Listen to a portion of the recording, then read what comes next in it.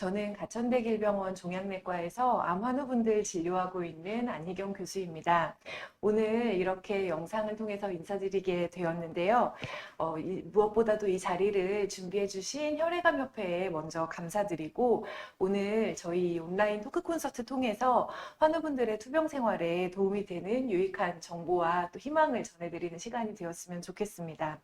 오늘 저희가 중추신경계 전이 온라인 토크 콘서트를 준비드렸는데요. 중추신경계라고 하면 어려운 단어처럼 생각이 되지만 환우분들이 투병 과정에서 마주할 수 있는 뇌전이 그리고 조금 드물지만 연수막 전이를 주제로 오늘 굉장히 여러 과 선생님들을 모셔서 환우분들께 도움이 되는 이야기들을 말씀을 나누어 보고자 합니다.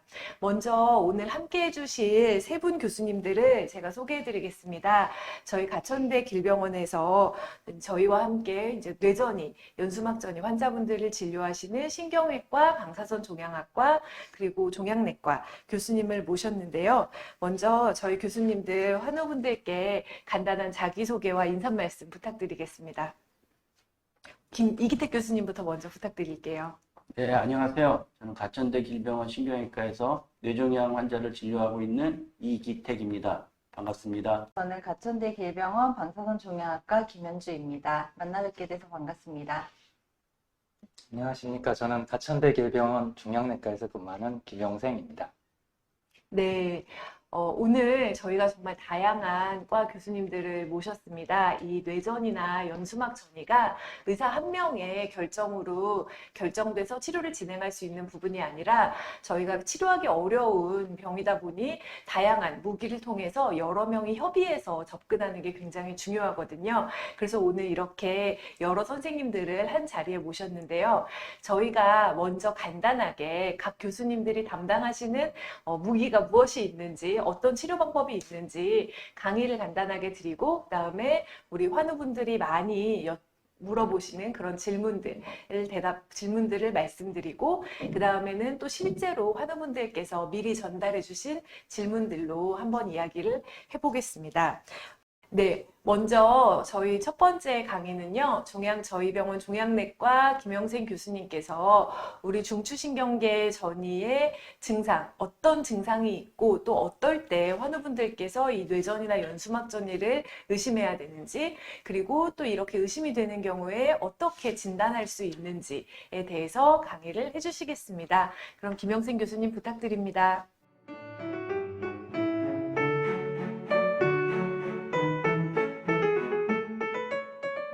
먼저 중추신경계 전이 증상과 진단에 대해서 간단하게 설명을 해드리겠습니다. 중추신경계 전이는 크게 세 가지가 있습니다. 뇌전이, 척수내 전이, 연질 뇌척수막 전이, 다시 말해서 연수막 전이 세 가지가 있는데 오늘은 뇌전이와 연수막 전이에 대해서 간단히 설명을 드리겠습니다. 뇌전이는 암 환자의 약 20에서 40% 정도 발생을 합니다. 이것은 이제 1차성 뇌암, 뇌에서 자체에서 발생하는 1차성 뇌암의 약 10배의 빈도가 되겠고 최근에 이 뇌전이 진단의 빈도가 늘어나고 있습니다. 이는 치료 성적이 향상된 것도 있고 진단기술의 발전으로 인해서 그 빈도가 증가하고 있습니다. 약 3분의 1 환자는 암 진단 시에도 발견이 되고 있는데 폐암과 같은 경우에는 진단 시 뇌전이에 대해서 검사를 위해서 뇌 MRI를 촬영하는 것이 권고되고 있습니다. 보통 하나의 뇌전이보다는 다발성인 경우가 많고 뇌전이가 많이 발생하는 암은 폐암, 유방암, 악성 흑색종, 신장암 등이 되겠습니다. 뇌전이 주로 발생하는 부위는 대뇌, 이후에는 소뇌, 뇌관 등에서 뇌전이가 발견되게 됩니다. 뇌전이의 증상은 다 증상이 있는 건 아니고 최근에 진단기술 발전으로 무증상인 경우에 진단하는 경우도 많습니다. 하지만 이제 종양의 크기, 위치, 성장 속도에 따라서 다양한 증상을 나타나게 되는데요. 보통 종양의 크기가 증가하고 종양 주위에 부종이 생기면 뇌 조직이나 뇌 신경을 압박해서 증상이 발생하게 되고 우리 뇌는 다양한 뇌 기능을 가지고 있는데 위치에 따라서 또 다양한 신경학적 증상이 발생할 수 있습니다. 보통 가장 흔한 증상은 두통이 되겠고 이후에 뭐 메스꺼움, 구토, 의식저하, 흐릿한 시야, 경부각흥직 등을 이제 호소해서 오시는 분이 계시고요. 이제 뇌경련, 뇌전증 증상이 있거나 마비, 감각 이상, 균형장애, 인지장애, 언어장애, 행동과 성격 변화, 시야장애가 발생하는 경우가 있습니다. 그래서 이런 다양한 증상, 특히 이런 뇌전이 증상은 뭐 뇌출혈이나 뇌경색 증상과도 유사하기 때문에 이런 것들이 증상이 생기시면 뭐 뇌전이만 생각할 것이 아니라 다른 질환도 감별을 해야 되는 건 사실입니다. 보통 전이암 환자에서 이런 신경학적 소견이 발생하면 뇌전이를 의심하게 되고 검사를 진행하게 되겠습니다. 다음으로는 연질 뇌척수막 전이, 연수막 전이에 대해서 설명을 드리겠습니다. 이게 좀 해부학적으로 좀 생소할 수 있는데요. 연수막이란 거는 뇌와 척수를 덮고 있는 얇은 막입니다. 그래서 보통 연질막, 거미막, 그리고 거미막 밑에 뇌척수에게 암이 이동한 경우를 우리가 연수막 전이라고 합니다. 암 환자에서 약 5% 정도에서 발생하게 되고 빈도는 유방암, 폐암에서 흔하게 되겠습니다. 연질 뇌척수막 전이의 증상은 이제 뇌전이랑 유사하긴 합니다. 그래서 보통 두통, 메스꺼움, 구토, 의식 변화는 이제 종양이 뇌척수액의 흐름을 방해하고 뇌압이 상승하면서 발생한 증상이고요. 이제 다른 증상으로는 뇌전증, 그리고 뇌신경 마비로 인해서 복시, 난청, 안면마비, 연화장애 등의 증상이 생기기도 하고요. 그리고 목 등 허리의 통증, 그리고 방사통 같은 이제 척수신경에 대한 손상에 대한 증상이 생기기도 합니다. 일부 환자분들은 보행장애가 발생하거나 둔부, 다리의 감각이 떨어지고 다리에 힘이 떨어지는 증상, 그리고 경우에 따라서는 대소변을 보는데 불편함을 느끼는 경우도 있습니다. 이 뇌전이 뇌연수막 전의 진단은 다음과 같습니다. 보통 가장 정확한 검사는 뇌조형 증강 자기 공명 영상입니다. 이 MRI 영상은 종양의 크기, 위치, 개수, 부종 등을 볼 수 있는 정확한 검사이기 때문에 가장 추천되는 검사입니다. 하지만 모든 환자분들이 MRI를 촬영할 수가 없기 때문에 경우에 따라서는 CT를 통해서 진단을 하게 됩니다.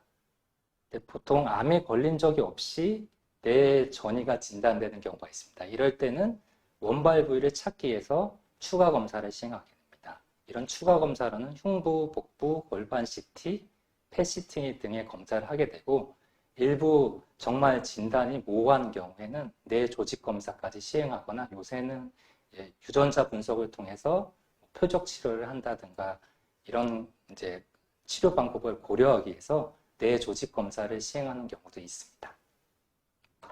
다음으로 연수막 전이의 진단입니다. 연수막 전이는 진단이 쉽지는 않습니다. 이제 연수막 전이가 의심되는 경우는 뇌 척추 자기 공명 영상을 찍고 보통 확진을 위해서 뇌 척수액 검사를 시행하게 됩니다. 뇌 척수액 검사는 환자분을 이제 옆으로 누운 상태에서 저희가 척수액을 채취해서 암세포가 있는지 확인하게 되겠고 뇌 척수액 흐름에 장애가 있는지 확인하기 위해서 이제 핵의학 검사인 뇌조 조형술을 시행하는 경우도 있습니다.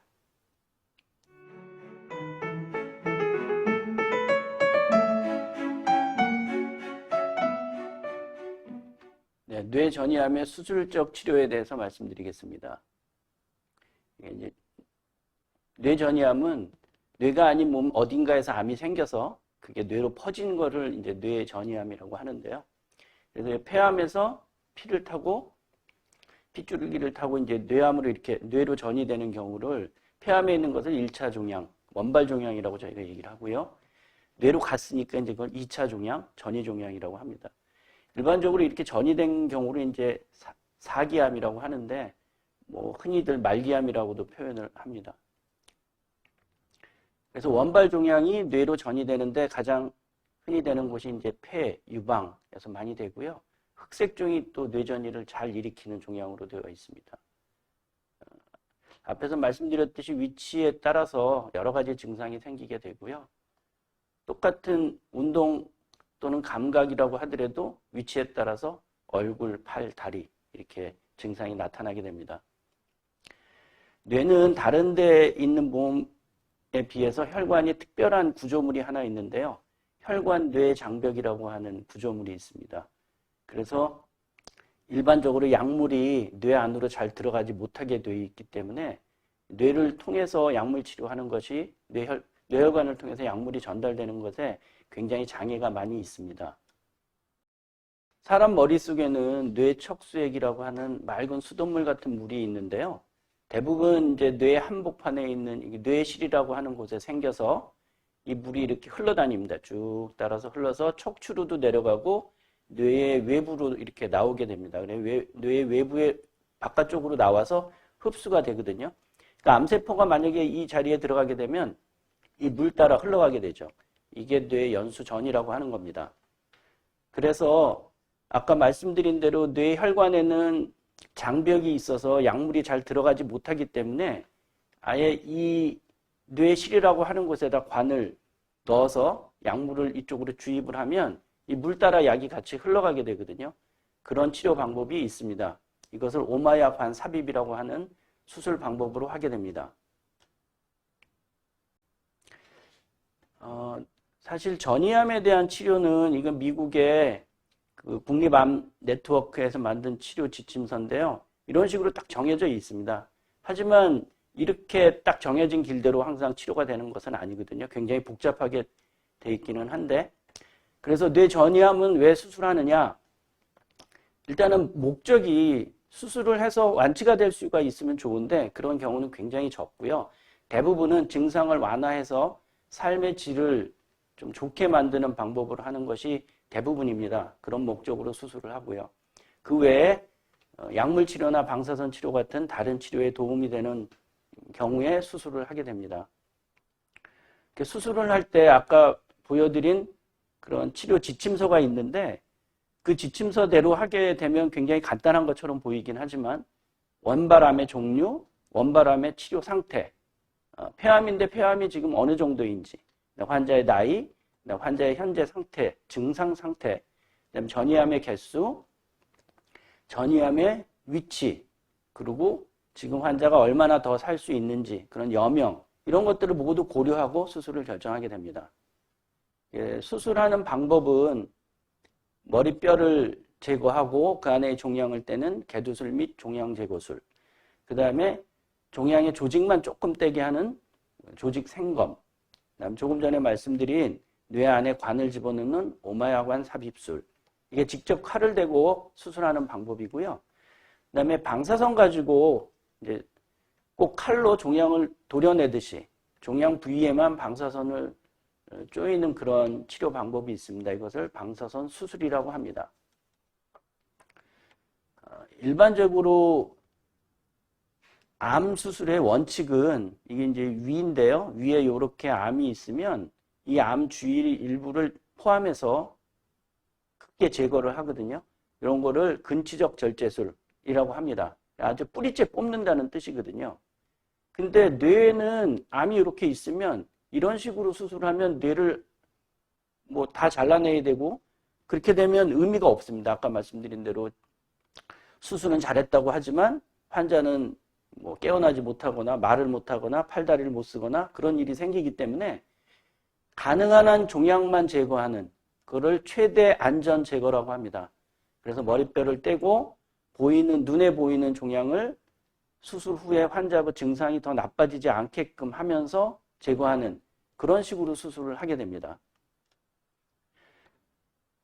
뇌 정의적 조직 생검이라고 하는 거는 머리에 이런 틀을 씌우고 저희가 그 수술을 하게 되면 정확한 위치를 확인해서 어느 방향으로 들어가든 그 방향으로 들어갈 수 있게 되는 이런 기계 장치를 머리에 씌우게 됩니다. 그러면 말하는 부위, 팔다리 움직이는 부위를 피해서 조금 더 안전한 부위에서 이런 관을 머릿속에도 집어넣어서 조직을 채취하는 그런 방법입니다. 과거에는 이런 틀을 씌워서 했는데 최근에는 기계가 좋아져서 수술 전 환자분의 영상을 가지고 이렇게 머리에다 틀을 씌우지 않고 뇌조직을 일부 뗄 수 있는 그런 방법이 있습니다. 이걸 뇌정의적 조직 생검이라고 합니다. 그다음에 이제 오마야관 삽입이라고 하는데 오마야라는 사람이 만든 관입니다. 그래서 아까 말씀드린 대로 뇌 척수액이 들어있는 뇌실이라고 하는 곳에다가 이렇게 관의 실제 모양은 이 정도 됩니다. 저희 굵기는 볼펜 심 정도의 굵기에 관을 집어넣고 이렇게 두피를 봉합한 다음에 이 관을 통해서 주사약을 집어넣으면 뇌실로 들어가게 됩니다. 이걸 오마야 관 삽입술이라고 합니다. 방사선 수술이라고 하는 것은요, 방사선을 여러 방향에서 쏴서 꼭 돋보기로 저희가 종이를 태우듯이 종양에만 방사선이 들어갈 수 있게 하는 그런 치료 방법입니다. 그래서 방사선 수술이라는 말을 쓰고요. 현재 우리나라에서는 감마나이프, 노발리스, 사이버나이프 이런 기계들 가지고 이런 치료를 할 수 있습니다. 과거에는 이런 감마나이프 치료를 하기 위해서는 조금 전에 뇌 정의적 생검하는 것처럼 사람 머리에다가 이런 형태의 틀을 씌워서 치료를 했었는데요. 최근에는 이런 틀을 쓰지 않고 이렇게 얼굴에다 마스크를 착용하고 시술을 하게 됩니다. 뇌 전이암의 상태에 따른 수술 결정은 아까 조금 전에 말씀드린 여러 가지를 고려해야 되는데요. 일반적으로는 크기가 한 3cm, 그다음 위치는 언어, 운동, 이런 뇌신경 기능을 할 수 있는 곳을 피해서 개수는 가능하면 3개 안쪽인 경우에 저희가 수술을 권유합니다. 이렇게 한 개만 전이가 되어 있는 경우는 이게 전이가 된 건지 아니면 뇌 자체에서 생긴 건지 잘 모르기 때문에 반드시 수술을 해서 확인을 해야 되고요. 이렇게 한 2개가 있다 그러면 큰 거는 수술하고 작은 거는 방사선 수술하고 하는 경우도 있습니다. 이렇게 다발성으로 여러 개 전이된 경우는 수술적 치료가 불가능합니다. 그래서 환자 상태가 보통은 저희가 혼자서 움직일 수 있는 상태 정도 되면 수술적 치료를 권유하게 됩니다. 간단하게 증례를 보여드리면 40대 남자고요. 이분은 암의 병력이 없었습니다. 그런데 여러 군데 이렇게 있고요. 그럼 어디선가 왔겠구나 하고 폐 검사를 했더니 폐에 이렇게 암이 있었습니다. 그러면 이분은 이렇게 여러 군데가 있는데 어떻게 할 거냐? 일단은 증상이 있는 곳, 가장 큰 곳을 먼저 수술하고 이게 정말 폐에서 온 건지를 확인하고 나머지 부위는 방사선 치료를 하기로 했는데 그 사이에 이렇게 빨리 자라서 2번째 것도 수술을 했습니다. 그 사이에 더 크게 자란 이 3번째 거는 증상이 없어서 방사선 치료를 했고요. 현재로는 치료가 잘 돼서 지내고 있습니다. 40대 여자고 유방암 수술을 받았는데요. 이렇게 간도 폐도 전이가 됐고 머릿속에 전이암이 생겼는데요. 이분은 딱 생긴 위치가 팔다리 움직이는 부위에 생긴 것이거든요. 그래서 이거를 다 뗐다고 해서 여명이 길어지지는 않겠지만 당장 수술 후에 움직임이 좋아지기 때문에 그런 것들을 고려해서 수술을 결정했습니다. 다행히 수술 후 지금 한 2년이 지났는데도 재발하지 않고 잘 지내고 있습니다. 오마야관 삽입술입니다. 아까 말씀드린 대로 오마야관은 이렇게 볼펜 심처럼 생겼고요. 끝에다가 이런 거를 끼워서 머릿속에다 이렇게 집어넣어 주는 겁니다. 그러면 관 끝이 뇌실에 들어가 있고요. 여기를 통해서 저희가 혈액암 앓으시는 분들이 항암 치료 받으실 때 케모포트라는 거를 많이 사용하시는데 뇌에다 집어넣는 케모포트라고 생각하시면 됩니다. 이렇게 해서 약물 치료를 하게 됩니다. 한 2가지 경우가 있는데 한번 생각을 해보시죠. 60대 여자고 원바람이 있고 수술 후 재발이 없는 상태고 뇌전이는 한 군데고 크기가 2cm고 그런데 생긴 부위가 뇌의 운동 영역 부위에 있다. 뇌 이외에 다른 곳에 전이가 없고 환자는 일상생활이 가능하다. 이런 경우는 반드시 수술을 해야 될 경우라고 생각이 됩니다.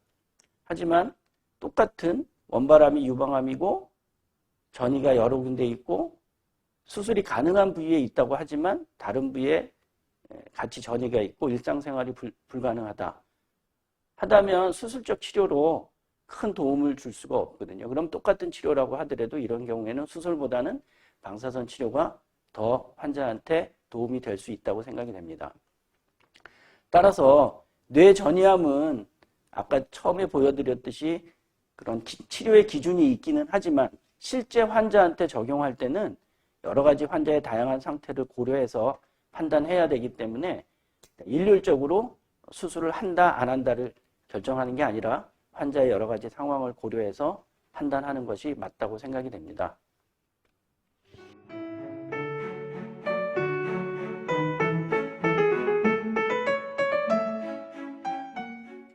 네, 뇌전이의 방사선 치료에 대해서 설명드리겠습니다. 방사선 치료는 이제 뇌전이암에서 주 치료법으로 사용이 되게 됩니다. 방사선 치료를 시행하는 경우 뇌전이 증상 완화가 약 70에서 80% 정도 환자분에서 달성이 되는 것으로 되어 있고, 방사선 치료의 이제 기법에 따라서 크게 두 가지로 나누어 본다면 전내 방사선 치료와 아까 이기택 교수님께서 설명해 주셨던 방사선 수술로 나누어서 이해를 해볼 수 있겠습니다. 먼저 전내 방사선 치료에 대해서 설명을 해드리자면 다음과 같이 굉장히 다발성으로 뇌전이가 동반된 경우, 이런 경우에는 전내 방사선 치료를 고려를 하게 됩니다. 이 치료는 눈에 보이는 종양 이외에도 영상에서는 보이지 않지만 뇌에 숨어 있을 수 있는 미세 종양까지 치료가 가능하다는 장점이 있고, 대부분의 환자분에서 30g이라는 방사선량을 10번에 나누어서 하루에 한 번씩 총 2주 동안 치료를 시행받게 되십니다. 하지만 이 치료는 전체 머리가 방사선 치료 범위 안에 포함이 되기 때문에 환자분의 인지 능력이 떨어진다던가 또는 전체 머리에 탈모가 동반되는 부작용이 동반될 수 있는 치료 방법입니다. 그래서 이러한 부작용을 최대한 낮추면서 조금 더 효과적으로 종양을 치료할 수 있는 환자분들을 선택적으로 이제 저희가 방사선 수술이라는 것을 시행하게 되는 것이고요. 아까 잘 설명을 해주셨습니다만 이제 10개 미만의 소수 뇌전이에서 주로 고려를 하게 되고, 방사선량은 한 번에 20에서 24g를 조사하거나 또는 경우에 따라서는 5회 미만으로 방사선을 나누어서 조사하는 경우도 있습니다. 그래서 이렇게 머리 안, 뇌에 국소 전이성 병변들이 소수가 있을 경우에 그 자리에만 고설량의 방사선을 집중해서 주는 치료 기법이라고 이해하시면 되고, 이렇게 주는 그 다양한 방법이 있고, 우리가 하나의 핸드폰이라 그래도 여러 가지 업체에서 핸드폰이 나오듯이 똑같이 방사선 수술을 시행하려는 목적으로도 다양한 장비를 가지고 이 치료를 시행을 할 수가 있습니다. 그래서 방사선 치료를 저희가 보통 어떻게 계획해서 진행하느냐를 간략하게 보여드릴 텐데요. 빨간색으로 이제 뇌전이가 있는 부분만 치료하는 방사선 수술 방법도 있고, 전체 뇌의 방사선을 조사하는 전내 방사선 치료가 있습니다. 근데 이제 최근에는 세기조절 방사선 치료라는 것이 가능해지면서 굉장히 더 다양하고 복잡한 치료 계획을 만들 수가 있게 되었고, 아래 보시는 것처럼 우리 학습이나 기억에 관련된 해마라는 곳을 굉장히 방사선을 저설량으로 낮춰주면서 전체 내의 방사선을 조사하는 이러한 기술도 가능한 시점입니다. 또한 전체 내에 방사선이 많이 들어갈 경우 환자의 인지능력 저하의 부작용이 걱정이 되기 때문에 병변이 없는 부위에는 저설량만 주면서 병이 있는 자리에만 고설량을 조금 더 집중해서 주는 이러한 복잡한 치료 계획까지 지금은 가능한 상황입니다. 그럼 어떤 치료를 환자분에게 할 것이냐에 있어서 이제 저희 같은 방사선종양학과 의사들이 고려해야 될 부분이 원바람의 특성, 뇌전이가 잘 가는 종양이냐 아니면 그렇지 않은 종양이냐. 뇌전이가 굉장히 잘 가는 소세포 폐암 같은 경우에는 눈에 보이는 병만 치료했을 때 그 옆에서 다시 병이 자라날 가능성이 높기 때문에 전체 뇌에 방사선을 조사하는 것을 고려를 해보게 됩니다. 그리고 환자분의 일상생활 수행 능력 정도, 그리고 나이와 기대되는 여명, 그리고 전신적으로 종양이 어느 정도 제어되고 있느냐, 그리고 뇌전이의 효과적인 항암약물 치료가 가능한 환자이냐, 그렇지 않은 환자이냐, 또는 항암약물 치료를 병행을 할 것이냐, 안 할 것이냐에 따라서도 환자분의 치료 범위를 저희가 결정하는데 이런 것들을 고려하게 됩니다. 방사선 치료의 과정을 간략하게 보여드리면 먼저 다음과 같이 마스크를 제작을 하게 됩니다. 그리고 치료 계획은 어떤 치료를 하느냐에 따라서 복잡한 치료일수록 치료 계획을 하는데 더 많은 일자가 소요가 되게 됩니다. 그래서 최소 하루에서 일주일 정도까지의 치료 계획 시간이 필요하고 실제 방사선 치료는 이렇게 방사선 치료 장비 밑에 누우신 상태로 마스크를 착용하고 5에서 10분, 방사선 수술 같은 경우에는 약 30분 정도의 치료 시간이 소요가 됩니다. 방사선 치료로 인해서 생길 수 있는 부작용에 대해서 간략하게 설명을 해드린다면 치료 범위에 따른 모발 손실이 있을 수 있습니다. 그래서 치료 범위에 해당하지 않는 곳에는 모발이 손실되지 않는다라고 생각하시면 되겠고요. 뇌압 내부종이 유발될 수 있음에 따라서 두통이나 메스꺼움, 구토 증상이 동반될 수가 있습니다. 그리고 치료 종료 이후에 만성 부작용 중에 하나로 주위 뇌조직의 괴사성 병변이 발생할 수 있는 것을 있는 것으로 되어 있습니다. 그래서 치료 기간 중에 이제 관리하는 방법에 있어서는 내부종으로 인한 뇌압이 올라가는 증상이 있을 수가 있기 때문에 병원에서 뇌압을 조절하는 약을 투약하실 필요가 있는 경우들이 있고요. 또는 두피에 자극이 되는 전기 드라이기나 염색약, 스프레이어 같은 사용을 치료 기간 중에는 제한해 주시는 것이 좋습니다. 간략하게 방사선 치료를 시행받은 케이스를 보겠습니다. 먼저 첫 번째 케이스는 49세 여자 환자, 비소세포 폐암으로 다발성 뇌전이 20개 이상이 동반되어 있었던 환자입니다. 증상은 심하지는 않으셨기는 했는데 일단 전내 방사선 치료를 워낙 다발성이었기 때문에 전내 방사선 치료를 시행을 받으셨고 1년이 지난 시점에서 뇌 MRI를 확인했을 때도 새로 생긴 병변 없이 이전 병변들이 다 없어진 상태로 환자분이 굉장히 생활을 잘 하셨던 분입니다. 두 번째 케이스는 86세 남자 환자분이시고 비소세포 폐암이고 단일 내전이었습니다. 그래서 작은 해당 병변에 대해서 한 번으로 노발리스라는 장비를 이용해서 치료가 진행이 됐었고 보시다시피 2년이 지난 상태인데 다행히 이분은 다른 뇌에도 전이가 새로이 생기지 않고 실제 치료했던 병변도 잘 없어진 모습을 확인할 수가 있습니다. 네, 다음으로 연수막 전이의 방사선 치료에 대해서 간략하게 설명을 드리겠습니다. 앞서서 다 설명 들으셨듯이 연수막 전이가 생겼다는 의미는 결국엔 뇌와 척수를 감싸고 있는 막의 전이가 있다는 의미고 그 공간은 뇌 척수액이 흘러다니는 공간이기 때문에 눈에 보이는 병변만 치료한다고 병을 전체를 치료한다고 생각하기는 어렵습니다. 그래서 일단 연수막 전이가 동반되어 있다면 환자분의 증상이 어디에 발생했느냐에 따라서 증상 완화를 목적으로 시행을 하게 됩니다. 그래서 뇌에 연수막 전이가 심하게 있는 분들은 기본적으로 전내 방사선 치료를 저희가 고려를 하게 되고 만약에 아래쪽 척수를 감싸고 있는 연수막 쪽에 전이성 병변이 있으면서 환자분이 두통이 심하다던가 또는 배변장애, 배뇨장애로 호소하는 경우에는 아래쪽 눈에 보이는 척수 쪽에 병변에 국한적으로 치료를 고려하게 되는 경우도 있습니다. 하지만 대부분의 환자분들이 이제 뇌 MRI에서 연수막 전이가 진단이 되기 때문에 전내 방사선 치료가 기본이라고 보시면 되겠고 방사선량은 앞선 전내 방사선 치료 선량과 동일하게 진행이 되게 됩니다. 그래서 다음과 같이 저희가 전내 방사선 치료를 할 때 이제 머리 아래쪽을 어디까지 척수신경을 어디까지 포함을 시키느냐를 결정을 하게 되고 대부분 연수막 전이가 동반되어 있는 환자분들에서는 조금 더 아래까지 치료 필드를 넓히는 것을 고려를 하게 됩니다. 그리고 이제 정말 필요한 경우에 따라서는 뇌와 척수막을 감싸고 있는 전체 뇌척수액이 흘러다니는 이 공간을 치료하는 경우도 있고 굉장히 복잡한 치료 방법 계획이기는 하지만 현재는 방사선 치료 기술의 발전에 따라서 이러한 치료 계획도 가능한 상황입니다. 이렇듯이 이제 방사선 치료 기술이 발전이 되면서 이제 예전에 방사선 치료를 하면은 뭐가 엄청 안 좋다던데 라고 알고 계시는 상식과는 조금 다르게 치료 효과는 높이면서 부작용은 낮추는 방향으로 기술들이 굉장히 많이 발전이 되었습니다. 그리고 이제 제 다음에 들으시겠지만 약물 치료도 이제 예전에 비해서는 뇌조직으로 투과력이 높아진, 반응률이 좋아진 치료들이 나오고 있어서 뇌전이가 생겼다고 모두 다 치료가 불가능하다고 생각을 하실 필요는 없을 것 같고 어쨌든 한 과의 의사가 치료를 하는 것이 아니라 이 환자분에게 가장 좋은 치료가 무엇인지 다학제적으로 저희가 접근을 해서 가장 적합한 치료를 선택해 드리는 것이 중요하다고 생각이 됩니다. 이상입니다.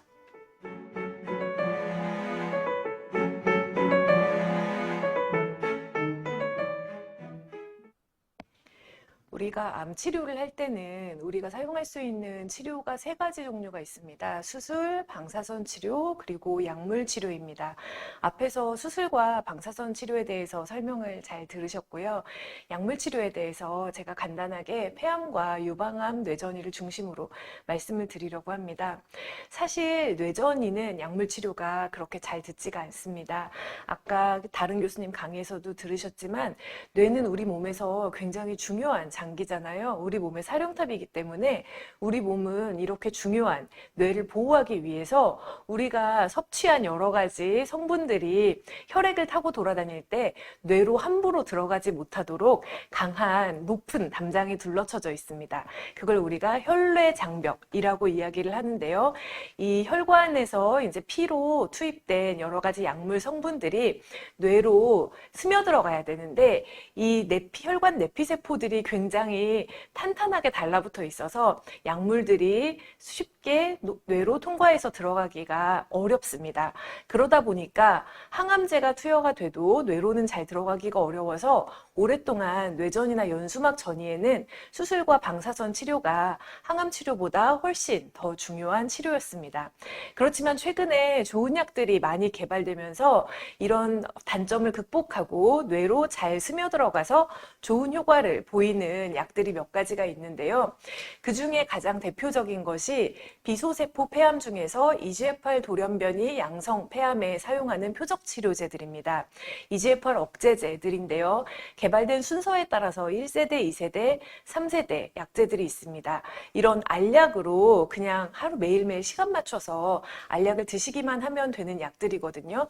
그런데 이 약들이 EGFR 양성 폐암에서는 뇌전이에 굉장히 잘 들어서 효과가 발생하는 시간도 한 달 이내로 빠르고 또 뇌로 잘 침투하면서 방사선 치료나 수술을 따로 받지 않아도 뇌전이의 크기를 잘 줄이기도 합니다. 특히 3세대 후에 개발된 약제들이 1, 2세대보다 뇌로 더 잘 침투해서 효과도 더 강력하고 유지 기간도 길다는 장점이 있습니다. 그리고 이 3세대 약제가 현재 국내에서 이용할 수 있는 약제가 두 가지가 있는데요. 이 중에 타그리소라는 약제는 연수막 전이에 대해서도 효과가 좋은 것으로 입증이 되어 있습니다.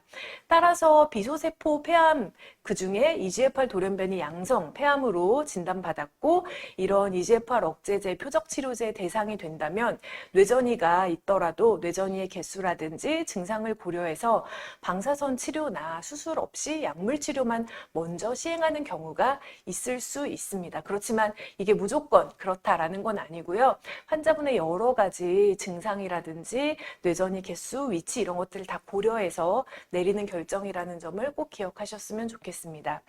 그래서 이러한 EGFR 양성 폐암 뇌전이에서 우리가 3세대 표적 치료제 중에 하나인 타그리소와 1세대 표적 치료제를 비교했더니 뇌전이에 대한 효과가 유지되는 기간이 3세대가 이렇게 더 좋은 경향을 보였습니다. 그렇지만 이게 1, 2세대 약제가 효과가 없다는 의미는 아니고요. 1, 2세대 복용하다가 내성 발생 시 유전자 검사 결과에 따라서 3세대로 변경하는 경우도 있기 때문에 처음부터 꼭 3세대를 사용해야 되는 것은 아니고 이런 결정은 개별적으로 담당 선생님께 맡기는 것이 좋겠습니다. 또 우리가 비소세포 폐암 중에서 뇌전이 굉장히 항암제가 잘 듣는 약 중에는 알크 양성 폐암인 경우에 알크 억제제 표적 치료제를 사용하는 경우인데요. 이 알크 억제제도 여러 가지가 있는데 마찬가지로 후세대로 갈수록 뇌전이 효과가 굉장히 강력합니다. 이 표적 치료제 역시 효과가 발생하는 시간이 빠른 편이고요. 아까처럼 알크 양성 비소세포 폐암의 경우에는 이러한 알크 억제제만으로도 뇌전이의 효과를 볼 수가 있습니다. 제가 치료 사례 몇 가지를 보여드리겠습니다. EGFR 양성 폐암 뇌전이로 진단받으신 분이고 진단 당시에 이렇게 3.4cm나 되는 큰 뇌전이가 있었고 증상도 있으셨습니다. 근데 이분은 EGFR 양성이었고 예정이었고 또 3세대 표적치료제를 복용할 예정이었기 때문에 방사선 치료의 부작용을 고려해서 방사선 치료를 조금 미루셨어요. 약물 치료만 받았는데도 3개월 후에 종양이 이렇게 많이 줄어들고 남은 병변에 추가 방사선 치료를 시행하면서 방사선 치료의 범위를 조금 줄여서 부작용을 최대한 피하려고 노력했고요. 현재 1년째 좋은 효과를 유지하고 계십니다. 두 번째는요, 또 다른 분입니다. 이분은 이제 진단 시에 이렇게 큰 뇌전이가 있었는데, 이분 같은 경우에는 방사선 치료를 미루지 않고 같이 병행을 했습니다. 또 이분은 3세대 억제제를 쓰진 않으셨고, 1, 2세대 EGFR 표적 치료제에 해당하는 약을 쓰셨는데, 이제 그런 경우에도 이렇게 많이 줄어들었습니다. 그래서 반드시 3세대만 꼭 효과가 있는 것은 아니다. 왜 자꾸 이런 말씀을 드리는 이유는 아직까지 3세대 표적 치료제가 의료보험이 되진 않아서 굉장히 고가거든요. 그래서 3세대 표적 치료제 못 쓴다고 속상해하실 필요는 없다라고 말씀드리고 싶습니다. 그다음에 세 번째는 알크 양성 뇌전이 환자분이시고요. 이분은 1차 알크 억제제를 쓰시다가 이제 내성이 뇌에 와서 없던 뇌전이가 이렇게 새로 생겼고 알룸브릭이라는 알크 억제제를 쓰셨는데 복용 4개월째 이렇게 크기가 2.5cm에서 8mm로 굉장히 많이 줄어들었습니다. 근데 이 약이 효과가 1년 6개월 유지되다가 또 다시 내성이 생기셨어요. 그래서 이 뇌전이가 커졌지만 또 후세대 약제가 급여가 되면서 3세대 약제로 변경하였고 3세대 약제는 뇌전이에 대한 효과가 더 좋기 때문에 아마도 좋은 효과를 유지하실 것이라고 생각하고 있습니다. 이렇게 좋은 약이 계속 개발되고 있기 때문에 희망을 가지고 기다리시라고 말씀드리고 싶고요. 그럼 EGFR이나 알크 양성이 아닌 다른 폐암은 어떻게 하느냐? 사실 다른 폐암의 경우에는 일반 항암제나 면역 항암제를 사용하는데 이런 약들은 뇌전이의 효과가 없지는 않습니다. 그렇지만 조금 있긴 하지만 아까 보여드렸던 약제처럼 굉장히 좋지는 않거든요. 그래서 이렇게 약물 치료의 효과가 다소 미진할 것으로 예상되는 경우일수록 다학제 진료가 굉장히 중요해서 수술이나 방사선 치료를 아주 적극적으로 고려할 필요가 있습니다. 다음으로 유방암 뇌전이의 경우에는요, 우리가 유방암은 몇 가지 종류가 있는데 그 중에서 헐투 양성 유방암과 삼중 음성 유방암에서 뇌전이가 비교적 흔하게 발생하는 편입니다. 유방암도 사실은 마찬가지로 아까 보여드렸던 EGFR 양성 폐암이나 알크 양성 폐암처럼 약이 효과가 아주 잘 듣지는 않습니다. 그렇지만 이런 헐투 양성 유방암의 뇌전이의 경우에는 헐투 표적 치료제를 사용하는 경우에 뇌전이가 어느 정도 줄어드는 효과가 있기는 있습니다. 그렇지만 이 효과에 한계가 있어서 마찬가지로 유방암의 경우에도 다학제적 치료가 굉장히 중요하고요. 아까 전에 여러 번 나왔던 다른 증상이라든지 뇌전이의 크기와 개수, 이전에 어떤 치료를 받았는지 이런 것들을 모두 고려해서 저희가 수술과 방사선 치료, 약물을 가장 적절한 조합으로 결정을 해드립니다. 그런데 간혹 이제 약물 치료, 항암 치료 받기 싫으니까 항암은 안 받고 싶어 하시는 분들이 많은데 이렇게 좋은 약들이 많이 있어서 많이 등장을 하면서 이제 뇌전이가 있어도 생존 기간이 늘어난다는 점을 말씀드리고 싶습니다. 사실 5년, 10년 전만 해도 뇌전이가 이렇게 많지는 않았습니다.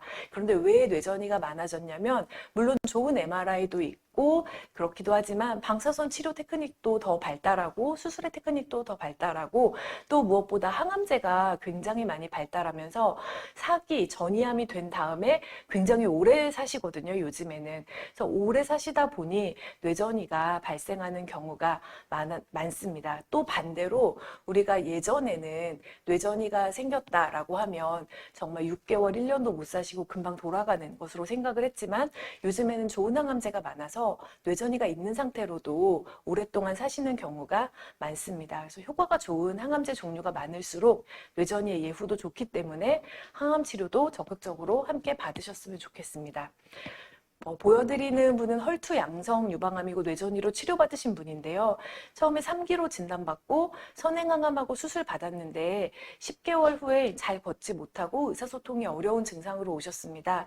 이렇게 4cm 크기의 큰 뇌전이가 진단이 되었는데 이분은 이 당시에 다른 부위에 전이가 없었기 때문에 저희가 적극적으로 수술을 고려해서 이기택 교수님께서 수술해 주시고 수술한 다음에 저희가 방사선 수술도 받고 그리고 약물 치료를 하면서 이때는 잘 못 걸은 정도였지만 수술 후에 바로 회복되셔서 현재까지 2년 넘게 다시 일상생활 하시면서 잘 지내고 계십니다. 마지막으로 연수막 전이의 항암 치료는요, 아직까지 연수막 전이는 항암제가 아주 많이 개발되지는 않았습니다. 그래서 뇌척수강 내로 뇌 주변에 물이 흘러다니는 그 부위로 항암제를 직접 주입하는 방법을 쓰고요. 고형암의 경우에는 주로 MTX, 메토트렉세이트라는 약을 씁니다. 이 주사는 처음에는 일주일에 2번에서 3번 정도 시행하고 효과가 있으면 빈도를 점차 줄이는데요. 주사하는 방법엔 2가지가 있습니다. 아까 보여드렸던 오마야 라는 기구를 머리에 넣어서 편하게 주사할 수 있는 방법이 있고요. 이 수술을 받으시지 않는 경우에는 이렇게 옆으로 누워서 허리 쪽으로 요추천자를 통해서 항암제를 주입하는 다소 번거로운 방법을 사용해서 투입해야만 합니다.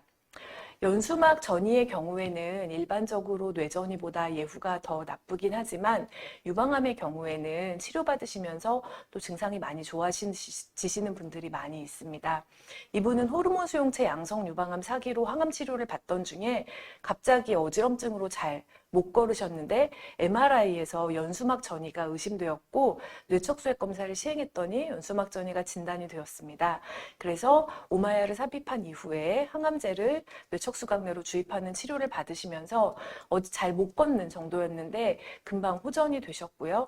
연수막 전이가 진단된 후에도 1년 넘게 일상생활 유지하면서 잘 지내셨습니다. 네, 경청해 주셔서 감사합니다.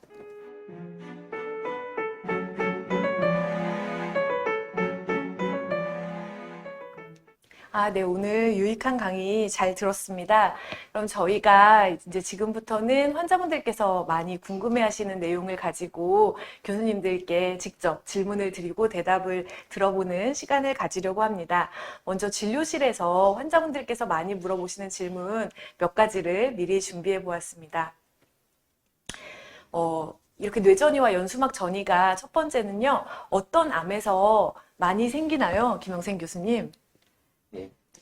모든 암에서 다 생길 수 있지만 특히 빈도가 이제 뇌전이나 연수막 전이에서 많은 빈도를 차지하는 암은 유방암과 폐암이 되겠습니다. 네, 이기택 교수님, 뇌에서 먼저 생기는 암도 있죠? 네. 그런 경우는 흔한가요? 네, 일반적으로 이제 저희가 뇌암은 머릿속에 종양이 한 2개 생겼다. 그러면 전이암을 먼저 생각하게 됩니다. 일반적으로 뇌암이 다른 곳으로 전이되는 경우는 굉장히 드뭅니다. 있기는 있는데 빈도수가 워낙 적기 때문에 일단은 머릿속에 2개 이상의 종양이 발견이 됐다. 그러면 첫 번째로 생각하는 게 전이암을 먼저 생각을 하고요. 아까 김영생 교수님이 폐암과 유방암이 뇌전이가 많이 된다고 말씀하셨는데 그건 이제 빈도수가 많기 때문에 워낙에 폐암, 유방암 환자가 많기 때문에 그게 뇌의 전이를 잘하는 것이고요. 재밌는 거는 흑색종입니다. 흑색종이라고 하는 피부암인데요. 이 흑색종은 발생 빈도는 굉장히 적지만 이게 생겼다 그러면 뇌로 엄청 잘 갑니다. 그러니까 흑색종 환자는 뇌전이가 아주 잘 되는 그런 암이라고 생각하시면 됩니다. 네, 다음 질문 저희가 보겠습니다. 유방암 4기로 치료를 받고 계신 분인데 한 달 전부터 가끔 두통이 있습니다. 이제 두통이 있으면 아까 김영생 교수님이랑 이기택 교수님께서 뇌전이의 흔한 증상 중에 하나가 두통과 구토 이런 거라고 말씀하셨는데요. 그래서 이렇게 두통이 있다고 뇌전일까 궁금해하시는 분들이 굉장히 많이 있어요. 병원에 빨리 가야 되나? 근데 두통이 있으면 뇌전이를 의심을 해야 할까요? 김영생 교수님 어떠세요? 이게 참 어려운 질문 같습니다. 예. 솔직히 두통이 생길 일이 살다 보면 너무 많지 않습니까? 그래서 실제로 이제 뇌전이란 두통이 이제 전이가 아닌 두통, 편두통이나 긴장성 두통과 구분하기는 쉽지는 않습니다. 그렇지만 두통이 악화된다든가 이제 복압을 높이는 행동, 대변실이 올라간다든가 머리를 굽히면 이제 뇌압이 올라가는데 그럴 때 두통이 심해진다. 어쨌든 두통이 변화있고 점점 심해진다고 하면 특히 유방암 사기로 진단이 되셨으면 저희가 한 번쯤 의료진이 꼭 생각을 해보고 뇌 MRI 촬영을 좀 신중히 고려를 하게 되겠습니다. 네, 사기암으로 진단받고 치료받고 있는데 두통이 새로 생겼는데 점점 심해진다. 그러면 뇌전이를 의심해야 될 것 같다. 그렇지만 살면서 두통을 일으키는 일들이 많이 있으니까 그것도 생각해보자 라고 말씀을 해주셨고요. 이기택 교수님, 그러면 두통 말고 뇌전이를 꼭 의심해야 되기 때문에 사기암 환자분들이 이런 증상이 있을 때 꼭 빨리 응급실로 달려가야 된다. 이런 증상이 있을까요? 네. 이제 저희가 배가 아프다고 다 뱃속에 이상이 있는 건 아니듯이 머리가 아프다고 머릿속에 이상이 있는 건 아닌데요. 이제 암 때문에 전이암이든 다른 뇌종양이든 종양이 생겨서 생기는 두통은 머릿속에 압력이 증가해서 뇌압이 올라가서 생기는 두통이거든요. 그러니까 다른 두통하고는 구별되는 아주 몇 가지의 특징이 있습니다. 대표적인 게 저희가 이제 잠을 자면 숨을 원활하게 못 쉬거든요. 숨을 원활하게 못 쉬면 몸속에 이산화탄소가 올라가게 돼요. 그럼 이산화탄소가 올라가면 혈관이 확장되거든요. 혈관이 확장되니까 뇌혈관이 확장이 되면서 뇌 속으로 피가 많이 들어와요. 가뜩이나 종양이 생겨서 머릿속에 공간이 협소해서 압력이 막 올라가 있는 상황에 거기 피까지 훅 들어오면 뇌압이 확 올라가거든요. 그럴 때 두통을 느끼게 되고요. 그러니까 대부분 자다가 머리가 아파서 깨게 됩니다. 주로 아침에 두통을 많이 호소해요. 이게 아주 전형적인 특징입니다. 나는 머리가 아픈데 아침은 괜찮은데 저녁에 집에 갈 때쯤만 되면 머리가 아파요. 이거는 회사 일 때문에 아파요. 네. 그런 식의 두통이 특징이 있기 때문에 그런 주로 자다가 깨는 두통, 그 다음에 조금 전에 말씀드렸듯이 이 두통이 약으로 잘 조절이 안 돼요. 먹을 땐 좀 난 것 같은데 약효가 떨어질 때 되면 다시 아프고, 타이레놀 하나 가지고 해결이 됐었는데 한 1, 2주 지나니까 2알, 3알 가지고도 잘 안 된다. 이렇게 점점 악화되는 두통. 그러면 이제 의심을 해봐야 되고요. 또 하나가 뇌는 그 부위에 따라서 증상이 다 다르게 나타나거든요. 팔다리 움직이는 운동 영역에 생기면 팔다리 못 쓰니까 당연히 병원에 금방 가거든요. 후두 부위에 생기면 시야가 안 보이니까 병원에 가게 되고요.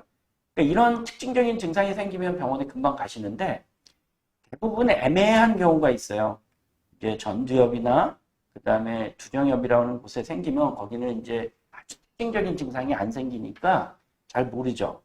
그런 분들의 특징이 뭐냐면 주위 사람, 특히 가족이 봤는데 이상해요.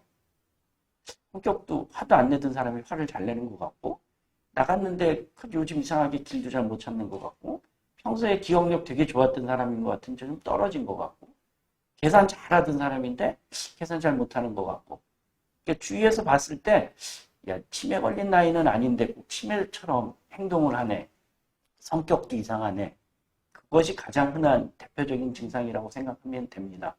그래서 내가 암 치료받은 병력이 있는데 주위 사람들이 보고 너 좀 이상하다. 당신 좀 이상하다. 이렇게 말할 때는 한 번쯤은 생각해 봐야 되는 겁니다. 대부분 그런 분들이 괜찮겠지 했다가 한 3, 4개월 지나서 확실하게 이상 증상이 생기는 경우에 이제 MRI 찍으면 대부분 종양이 상당히 진행된 그런 상태에서 검사를 받는 경우가 많거든요. 그러니까 그런 거는 한 번쯤 생각을 해볼 필요가 있습니다. 네, 감사합니다. 이기택 교수님 말씀이 진짜 뇌전이의 플래그 사인에 대한 꿀팁인 것 같아요. 머리가 아픈데 자다가 머리가 아파서 깨고 아침에 아픈 거. 그리고 우리가 뭐 말을 못하거나 마비가 오거나 이런 신경학적 증상도 있지만 성격 변화, 치매 증상이 갑자기 생긴다. 이럴 때 좀 더 조심을 하고 병원에 방문해서 상의를 해보셔야 할 것 같습니다. 다음 질문 보겠습니다. 뇌전이 진단 후에 치료 방법이 여러 가지가 있는데 이걸 결정하는 기준은 무엇인가요? 이거는 앞에서 여러 번 말씀해 주셨는데 김현주 교수님께서 간단하게 한 번 더 말씀해 주시겠습니까? 네, 앞서서 이미 저희가 반복적으로 설명을 드렸던 부분이기는 합니다만 일단 환자분이 일상생활 수행 능력 정도가 좋고 뇌전이의 개수가 적고 그리고 다른 부위, 다른 신체의 다른 부위에 종양이 잘 제어가 되고 있는 상황이라면 조금 더 적극적으로 수술을 고려해 보시는 것이 환자분이 향후 이제 지내시는 데 도움이 될 거라고 생각이 되고요.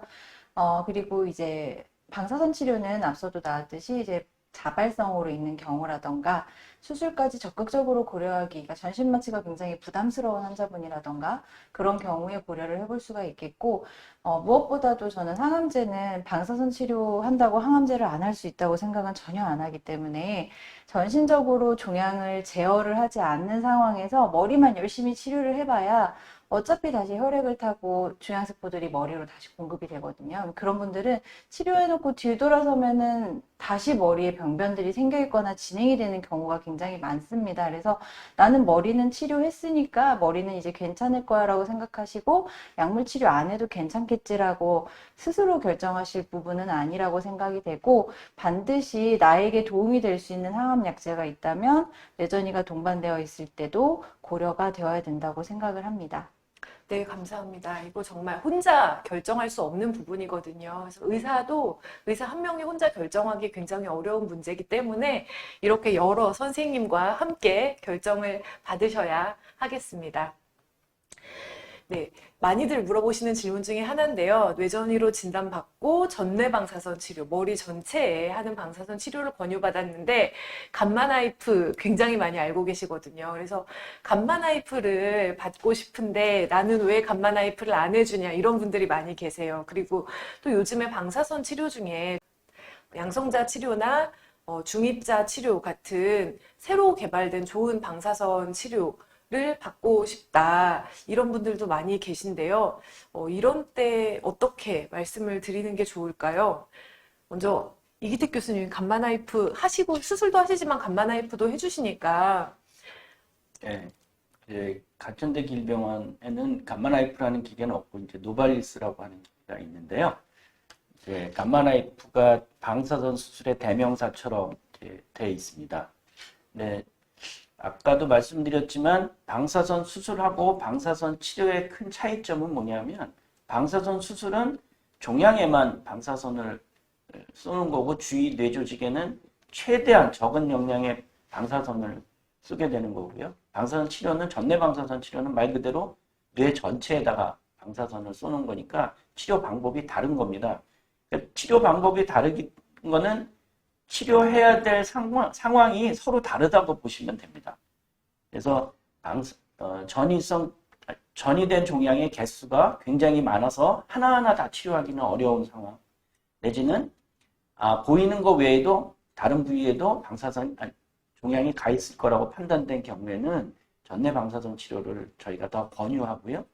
치료 개수가 작고 종양의 크기가 작은 경우에는 감마나이프라고 하는 방사선 수술 치료를 저희가 권유하게 됩니다.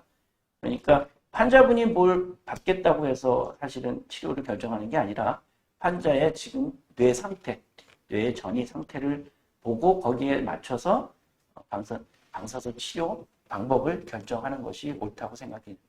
네, 감사합니다. 제가 한 가지 더 질문 드리고 싶은 게 있는데, 이 방사선 수술 받고 나서 탈모가 종종 생기시거든요. 근데 항암 치료 받고 항암 치료 끝나고 나면 탈모 머리카락이 다시 자라는데, 방사선 치료로 인해서 생긴 탈모는 어떤가요? 동일합니다. 나중에 네, 시간이 다시, 많이 지나면 다시 네. 회복이 되는 거죠. 네, 네. 너무 걱정하지 마시고 시간이 약이니 기다리시는 게 좋을 것 같습니다. 네, 뇌전이 진단받고 수술을 권유하시는 경우가 있는데 뇌수술이라 그러면 일단 다 많이 무서워하시죠. 뇌전이로 수술하는 경우에 이제 얼마나 안전한지, 몇 시간이나 걸리는지 이런 것들을 좀 간단히 말씀해 주실 수 있을까요? 뇌수술은 저도 무섭습니다. 나보고 받으라 그러면 저도 무서운데, 과거에는 정말 제가 전공의하고 이제 뇌수술을 배울 때만 해도 60세 이상 뇌전이 환자는 수술을 안 했습니다. 병원에서. 그냥 돌아가시라고. 집으로 가시라고. 그 이유가 수술의 결과가 너무 나빴습니다. 근데 이제 최근에는 여러 가지가 좋아졌습니다. 여러 가지가. 일단 수술 장비가 좋아졌습니다. 수술 장비. 물론 수술하는 분들의 실력도 많이 좋아졌지만 그 외에 수술 장비가 좋아지고요. 저희가 수술실 안에서 종양과 정상 조직을 구별할 수 있는 이런 방법들도 많이 생겼고요. 그 다음에 수술 도중에 모니터링이라는 걸 합니다. 수술 중 모니터링이라는 걸 하는데요. 예를 들자면 팔다리 움직이는 부위에 종양이 근접해 있다 그러면 그 부위를 자극해 가면서 팔다리 움직이는 뇌조직은 건드리지 않고 종양 조직만 이렇게 뗄 수 있는 그 여러 가지 수술 방법들이 좋아지고요. 그래서 수술 후 결과가 굉장히 많이 좋습니다. 그다음에 이제 종양이 어느 부위 위치에 있느냐에 따라서 수술을 결정하는 굉장히 중요한 그 요인이 되는데요. 아마 뇌전이 진단 후에 수술을 권유받았다고 하면 적어도 수술이 가능한 위치에 있고 수술을 해서 환자분한테 더 도움이 될 거라고 판단이 돼서 아마 말씀을 드렸을 것 같습니다. 그래서 이런 권유를 받았다면 수술을 하시는 게 저는 맞을 것 같고요. 만약에 나는 수술을 절대 안 받겠다. 그러면 방사선 수술이라는 방법도 상당히 좋은 그런 두 번째 선택할 수 있는 방법인 것 같습니다. 아무튼 수술이 무서운 건 맞지만 꼭 해야 되는 경우라면 하시는 게 맞을 것 같습니다. 네, 감사합니다. 그다음에 연수막전이에 대한 질문인데요. 우리가 연수막전이 때 아까 나왔던 것처럼 항암제 주입을 편하게 하기 위해서 오마야를 넣어야 한다고 하는데 그 오마야 넣는 과정은 아까 이기택 교수님께서 강의 중에 보여주셨습니다. 근데 많이들 궁금해하시는 게 수술실에서 하는지, 전신 마취하는지, 시간은 얼마나 걸리는지 이런 것들 많이 궁금해하시거든요. 또 연수막전이 환자분들은 대부분 전신 상태가 많이 좋지 않으시기 때문에 뭐 잘 못 걷는다거나 의식이 아주 좋진 않다거나 이런 경우들도 있어서 그런 분들이 안전하게 받을 수 있는지 또 질문을 많이 하십니다. 어떨까요, 교수님? 일단은 연수막 전이로 저희가 오마야라는 관을 이제 넣으려면 그 끝이 뇌실이라고 해서 머릿속 한가운데 저희 물 만들어내는 공간이 있거든요. 거기가 이제 근데 그 공간이 사람마다 굉장히 넓은 사람이 있고요. 거기가 굉장히 적은 사람이 있어요. 그럼 이제 저희가 그 공간을 향해서 뇌 바깥에서 공간은 보이지가 않거든요. 그 안을 향해서 찔러서 놓아야 되는데 가끔 이게 잘못 들어갈 수도 있죠. 그래서 과거에는 저희가 그 부위를 3차원 쪽으로 머리로 계산을 하고 그 부위로 관을 찔러 놓는데 그래서 여러 번 찔러 놓는 경우가 있었습니다. 예전에는.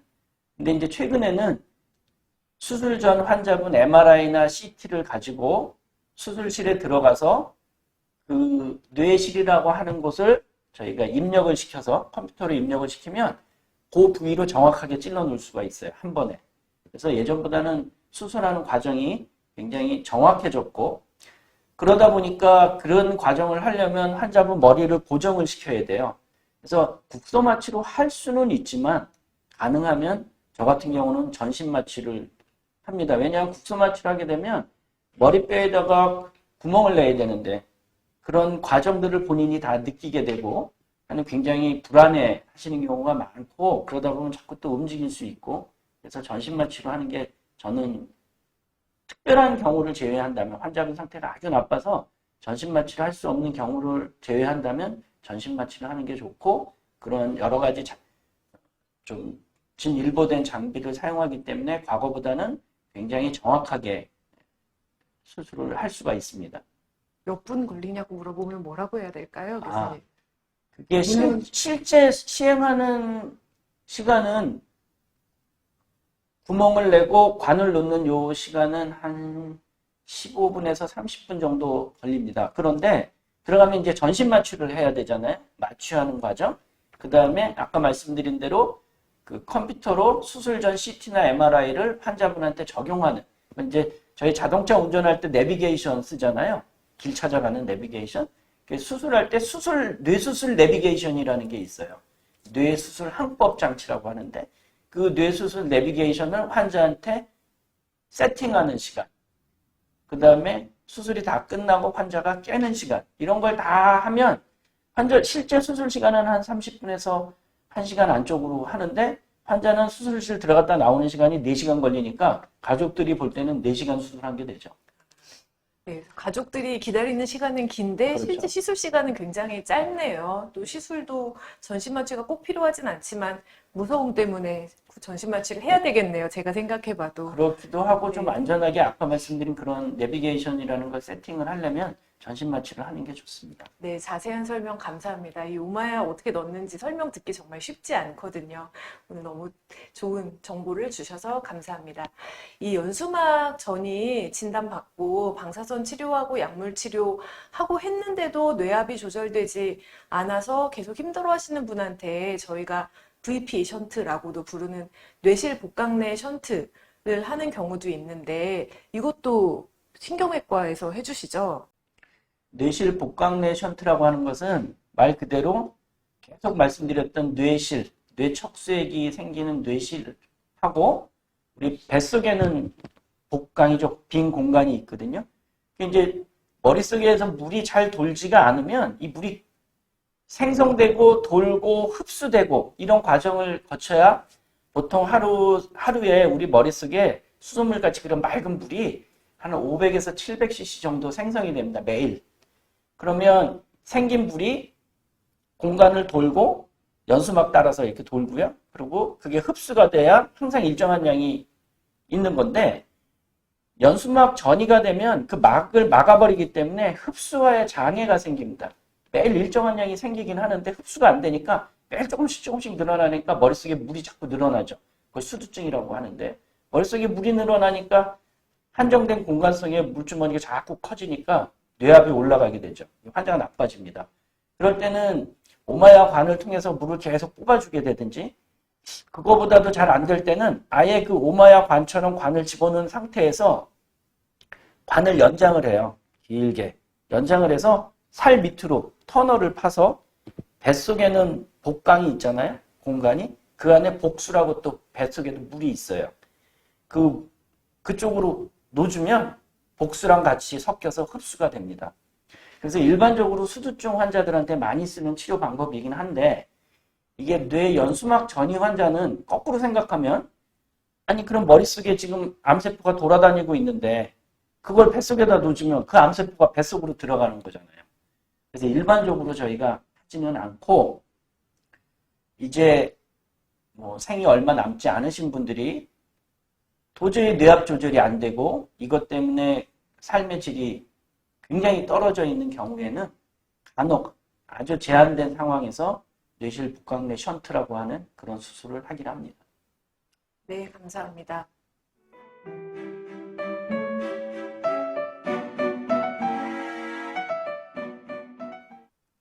네, 다음은 저희가 사전에 질문을 받았거든요. 그래서 환우분들께서 실제로 본인 치료와 관련된 질문들을 많이 주셨고 그 질문들을 오늘 여쭤보도록 하겠습니다.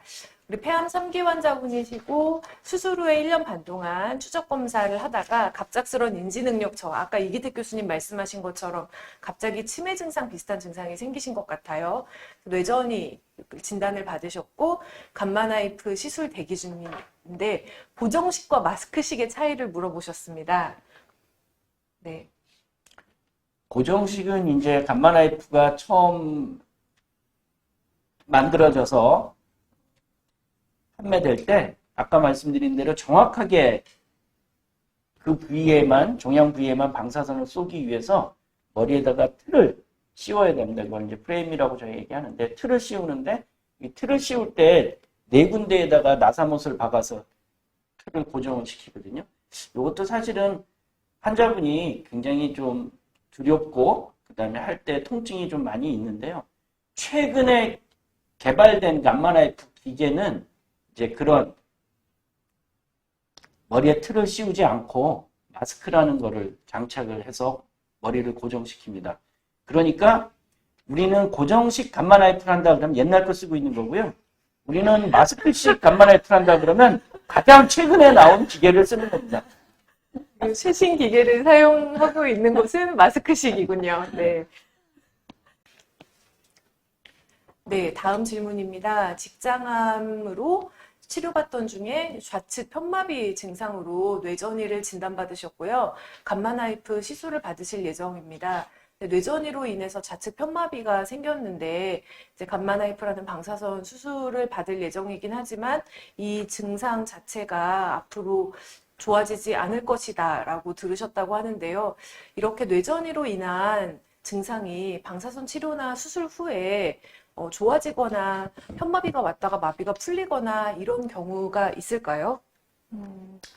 일단 3mm 정도의 종양이 정말 맞다면 이제 감마나이프 시술 이후에 충분히 잘 없어질 수 있을 정도의 작은 사이즈라서 시술 이후에 종양이 없어지는 것은 충분히 가능한 정도의 사이즈라고 생각이 됩니다. 그리고 종양이 잘 없어진다면 마비도 증상이 이제 시간이 지나면서 회복이 될 수 있는데요. 이제 사이즈를 떠나서 이제 신경학적 손상이 생겼을 경우에 치료를 하고 종양이 좋아지고 나서 다시 이전처럼 기능이 회복되느냐는 그 신경의 손상이 회복이 가능한 정도였느냐 아니었느냐가 결정을 할 수 있을 거라고 생각이 되고, 그거는 사실 저희가 영상만 보고는 환자분은 돌아오실 겁니다, 안 돌아오실 겁니다를 단정 지어 드리기는 어려울 것 같습니다. 그래서 단정적으로 앞으로 증상이 좋아질 수 없다는, 사실 치료하고 잘 없어진다면 기능적인 부분이 회복될 수 있을 가능성은 있을 거라고 생각이 됩니다. 네, 치료하고 증상이 좋아질 수도 있고 생각만큼 좋아지지 않을 수도 있고 결국은 최선을 다해서 치료하고 기다려 봐야 되겠네요. 네, 감사합니다. 다음 질문 보겠습니다. 유방암으로 뇌전이가 소뇌와 숨골에 있고 뇌척수, 연수막 전이도 의심된다고 들으신 분입니다. 인지장애나 배변 실수는 없는데 소뇌 쪽 종양 때문에 어지러움이 심한 상태이고요. 부축 없이 거동이 어렵고 이제 말투도 어눌해지고 최근에 요실금 증상도 있는데 인지를 잘 못하고 계신다고 합니다. 이런 증상이 연수막 전이의 증상이 맞는지 또 다른 증상들은 어떤 것들이 있는지 궁금하다고 하셨는데요. 김영생 교수님, 이 증상들이 연수막 전이의 증상으로 봐도 될까요? 이게 연수막 전이가 진짜 다양한 신경학적 증상이 생길 수 있고, 지금 이 경우에는 이제 요실금 증상도 새로 생겼으니까 이게 연수막 전이를 의심을 해봐야 될 것 같습니다. 그래서 일단은 이런 경우에는 뇌 MRI하고 척추 MRI를 꼭 촬영해야 될 것 같고요.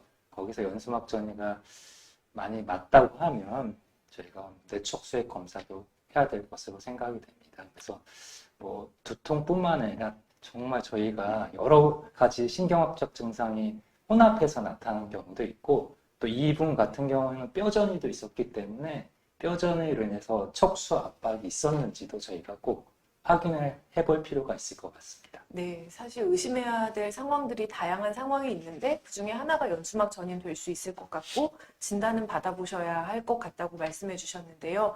그럼 만약에 정말 연수막 전이로 진단이 된다면 앞으로 치료는 어떻게 될까요?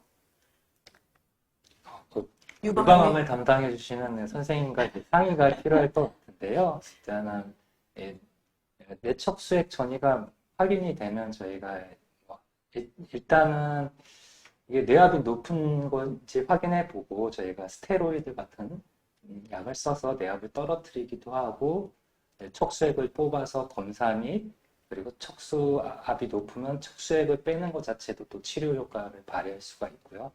그리고 다른 이제 유방암의 이제 뇌전이, 연수막 전이 말고 이제 치료가 어떻게 되는지 환자분의 이제 전신 상태를 보고 이제 저희가 치료를 어떻게 할지 최종 결정해야 될 것 같습니다. 만약에 MRI 상에서 척수의 흐름이 장애가 있다고 하면 저희가 방사선 종양학과 선생님과 상의해서 그 척수의 흐름을 막은 부분에 대해서 방사선 치료를 시행을 할 수가 있겠고요. 그리고 더 적극적으로 한다고 하면 저희가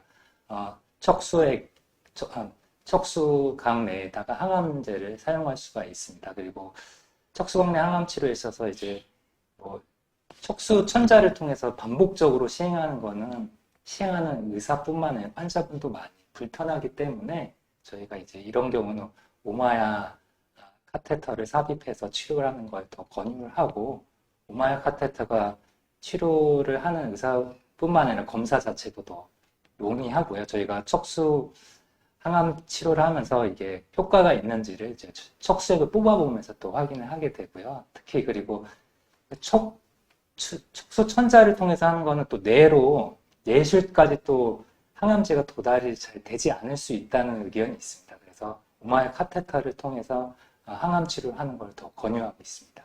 네, 환자분의 개인 상태에 따라서 치료가 달라질 수는 있지만 이전에 투여받은 항암제를 고려해서 항암치료 변경 여부도 고려해야 되겠고 또 뇌척수강 내 항암제 투여도 고려해야 되겠고 환자의 상태에 따라 방사선 치료도 고려할 수 있을 것 같습니다. 감사합니다. 다음 질문은 뇌 연수막 전이로 MTX 항암을 뇌척수강 내 주입을 받으시던 분인데 오마야 수술을 권고받으셨습니다. 근데 오마야 수술이 상태가 더 나빠졌음을 의미하는 건지 궁금합니다라고 하셨는데 지금까지 강의 잘 들으셨으면 이거 대답하실 수 있을 것 같아요. 오마야를 한다는 게 상태가 더 나빠진 건가요? 김영생 교수님? 그것은 아닙니다. 아까 설명드렸다시피 이제 오마야 카테터가 이제 그 치료를 하는 의사 및 환자한테 더 편한 시술이죠. 그래서 오마야 카테터를 하는 게 더 좋고요. 아까 약물 자체가 척추를 통해서 하는 거는 혹시 약물이 이제 종양이 뭐 막았다고 하면 내실 흐름에 장애가 있기 때문에 또 내실 쪽으로도 항암제가 잘 도달하지 않을 수가 있기 때문에 저는 오마야 시술을 통해서 항암 치료를 받는 게 더 환자분한테 더 편할 것이라고 생각이 듭니다. 네, 오마야는 항암 뇌척수강 내 항암제 투여를 더 편안하게 하기 위해서 시술받는 것이라고 말씀해 주셨습니다. 다음 환우분 질문이십니다. 유방암 4기 뇌전이시고요.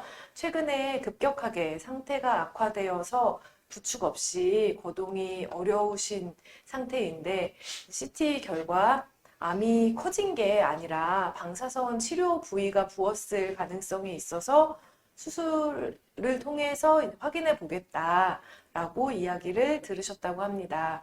이제 권유받으신 수술 방법이 뇌를 뚫어서 관을 삽입한 후에 뇌수를 복부로 빠지게 해서 종양을 건드리지 않는 방법. 이게 아까 저희가 말씀드렸던 그 VP 션트 방법인 것 같습니다.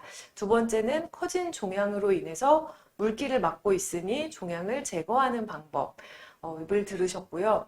어떤 방법이 더 좋을지 질문을 해주셨는데 사실 저희가 환자분을 직접 본 게 아니기 때문에 뭐가 더 좋을지 말씀을 드리기는 어렵지만 그래도 이 시술하시는 이기택 교수님께서 좀 이 환자분께 조언해 주실 수 있을까요?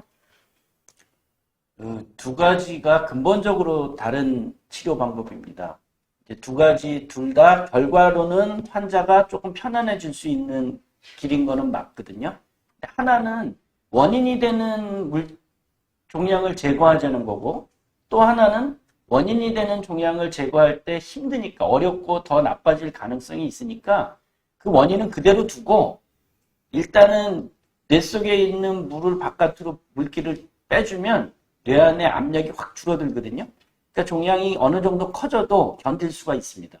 그러니까 그 복부로 물을 빠지게 하자는 그 얘기는 그냥 시간을 좀 가지고 환자를 좀 편안하게 만들자고 하는 좀 적극적 치료는 아닌 그런 방법이고요. 가장 적극적 치료 방법이라고 하면 물기를 막고 있는 종양을 제거하는 게 맞습니다. 그런데 아마 첫 번째로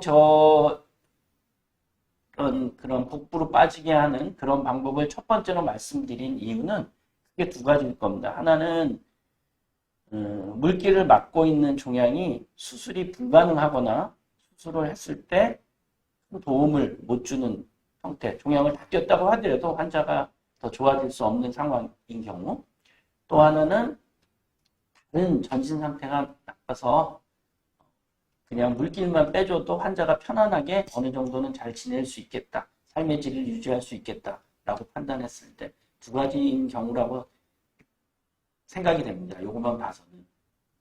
하지만 제일 좋은 방법은 담당 선생님하고 상의하셔서 환자분한테 가장 편한 방법을, 가장 도움이 될 수 있는 방법을 결정하는 것이 가장 좋은 방법일 거라고 생각이 됩니다.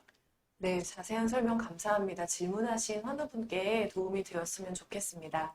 다음 질문입니다. 자궁경부암 3기 말이고 시스플라틴 항암 후에 암이 줄었다가 현재 더 커진 상태고 폐전이와 뇌전이가 의심된다고 하셨는데 폐전이와 뇌전이가 의심된다면 3기 말이 아니라 이제 4기로 진행을 했다고 보셔야 되겠네요. 그래서 시스플라틴 항암을 계속 하는 게 좋을지 아니면 전이된 것을 해결하기 위해 다른 항암을 하는 것이 좋을지 궁금하다고 하셨는데 우리 부인암을 전문으로 보시는 김영생 교수님 의견은 어떠실지요? 이게 좀 되게 안타까운 상황인데요. 이제 시스플라틴 항암을 했다고 하면 3기 말에서 아마 항암 방사선 동시 치료를 하다가 이제 병이 이제 나빠져서 폐전이, 뇌전이가 생긴 상황입니다. 그래서 이제 치료 약의 교체가 필요한 건 사실이고요. 지금 뇌전이가 생겼기 때문에 뇌전이에 대해서 검사를 해봐야 되고 개수나 이제 위치, 그리고 환자분이 증상이 있는지를 보고 저희가 뇌전이에 대한 치료를 먼저 하고 전신 치료 항암제를 할지 결정을 해야 될 것 같습니다. 그래서 만약에 무증상이라고 하면 조심스럽게 이제 항암 치료만을 좀 해볼 수 있는데요. 최근에 이제 자궁경부암에서 면역 치료제도 사용할 수 있는데 물론 이제 비보인 게 좀 안타까운 상황이지만 무증상인 경우는 조심스럽게 이게 면역 항암제랑 항암제 복합 항암 요법을 통해서 뇌전에도 일부 환자가 좀 효과가 있는 것으로 되어 있기 때문에 무증상이라고 하면 뭐 그렇게 해볼 수 있는데요. 정확한 것은 정말 저희가 검사 결과 환자분의 상태를 따라서 달라지는 거기 때문에 치료하는 의료진과 상의를 하시고 치료 방법을 선택을 하시면 되겠습니다. 네, 감사합니다. 다음 질문은 폐암 4기고 진단 후 4개월 동안 지오트립으로 치료를 받으셨던 것으로 보아서 EGFR 양성 폐암이신 것 같습니다. 뇌전이와 늑막전이가 발생하였고 원발암은 더 커진 상태로 지오트립의 내성이 생겨서 항암제를 바꾸어 진행을 권유받으신 것 같습니다. 앞으로 타그리소를 복용하게 되는 건지 복용한다면 큰 도움이 되는지 궁금하다고 하셨는데요. 제가 대답해 드릴 수 있을 것 같은데 EGFR 양성 폐암 환자분이시고 EGFR 억제제 지오트립을 드시다가 내성이 생겼는데 지오트립은 2세대 EGFR 표적 치료제거든요. 이런 경우엔 유전자 검사를 다시 진행을 하셔야 됩니다. 질병이 진행한 부분에서 조직 검사를 다시 하실 수도 있고 혈액으로 유전자 검사를 진행하는 방법도 있는데 담당 교수님께서 적절한 걸 권해주실 거고요. 그 유전자 검사 결과에 따라서 유전자 검사에서 T790M이라는 돌연변이가 새로 발견되면 타그리소를 복용을 하시게 될 거고 타그리소는 뇌전이에 효과가 상당히 좋은 항암제이기 때문에 뇌전이에는 도움이 많이 되고 또 뭐 늑막전이나 다른 부위의 진행에도 도움이 많이 될 것으로 생각이 듭니다.